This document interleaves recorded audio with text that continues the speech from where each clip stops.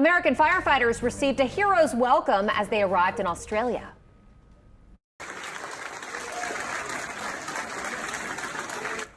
Spontaneous applause erupted when people in Sydney's airport realized a plane full of American firefighters had just landed.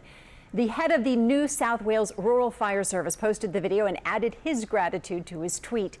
The Americans have reportedly volunteered to be there for at least a month. Those wildfires have already killed 25 people and 500 million animals, not to mention the 2,000 homes they've destroyed and the 31,000 square miles of land they have charred. And while many Australians are seeing the fires firsthand, some are watching from afar.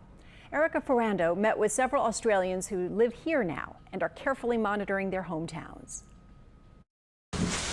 More beautiful families, more cars, more boots, more milk. Relief groups are being inundated with supplies in Australia. This is headed your way. Seemingly just as quickly as the wildfire is spreading. Whole town's being wiped out. Olivia Pascaldo-Jones splits her time between Australia and New Orleans, where she shoots photography. Originally from Sydney, she's back in her home country helping with relief efforts. The response to it has just been overwhelmingly beautiful. She's working with a group her friends started called One Love South Coast Fire Disaster Relief.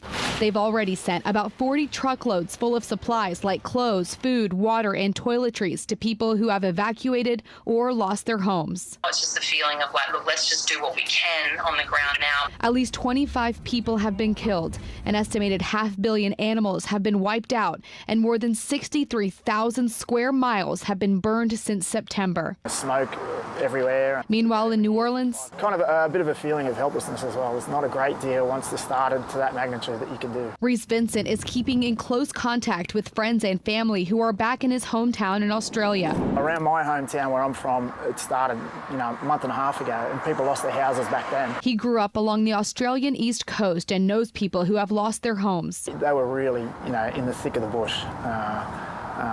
They just lost everything. You feel kind of helpless at times. Another current New Orleans resident, Jeff Hoskins, lived in Australia 15 plus years. People from New Orleans know what natural disasters like better than most, so, spread the word. I think, there's a lot to be said for how these things are handled. You're like, geez, how much worse is this going to get? But they're hoping for relief soon. In New Orleans, Erica Ferrando, Eyewitness News. And if you are looking for ways to help people and animals in Australia, the Australian Red Cross is accepting donations.